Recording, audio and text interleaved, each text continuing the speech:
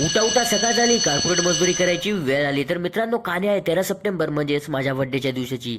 तर मी ठरवलं होतं की यावर्षी कोणाला सांगायचं नाही आपला बर्थडे असं, पण काय करणार, आपली लाडकी बहीण आहे ना, तिने रात्री 12लाच ठेवलं व्हॉट्सअपला स्टेटस, आणि तिला माझा बर्थडे नेहमी लक्षात असतो. ठीक आहे म्हटलं, धन्यवाद दीदी.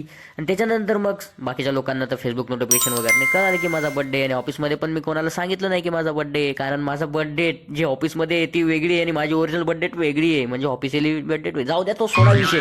जसा अलार्म बंद केला मित्रांनो, तसा उठलो, फ्रेश वगैरे झालो, पाणी वगैरे पिलं, आणि ब्रश करता करता मनात विचार आला, अरे म्हटलं आज काय जिमला जायचं नाही, कारण आधीच उशीर झाल्यानंतर जर जिमला गेलो तर खूप उशीर होईल ऑफिसला जायला. तर मग मी जम्पिंग जॅक्स वगैरे एक्झरसाईज सुरू केली, त्यानंतर मग पुशअप्स वगैरे मारले, आणि सगळी एक्झरसाईज अर्धा तासात संपून मस्तपैकी कॅमेरासमोर आलो, मस्त बायसेप दाखवण्याचा प्रयत्न केला. म्हटलं चला बायसेप बनलेले ठेवा मोबाईल. नंतर मग मी आंघोळ वगैरे केली, फ्रेश झालो, ऑफिसला जाण्यासाठी रेडी. मग काढली आपली ॲव्हेंजर आणि निघालो तुफान स्पीडने, आणि पोचतो डायरेक्टली ऑफिसला.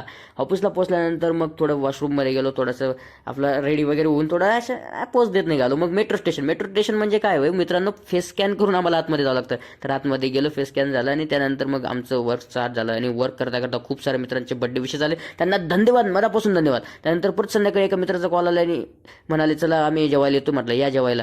तर जेवायला येतं आता त्यांनी डायरेक्ट आम्हाला आलं सरप्राईज केक, आणि त्यानंतर आमचा बर्थडे झाला रूमवर सेलिब्रेट. सरप्राईजली एकदम मस्त आनंद झाला. त्यानंतर मग समजलं यार मित्रांनो, आता बर्थडे काय एवढं विशेष नाही वाटलंय. तर इथपर्यंत आलं तर फॉलो करून घ्या.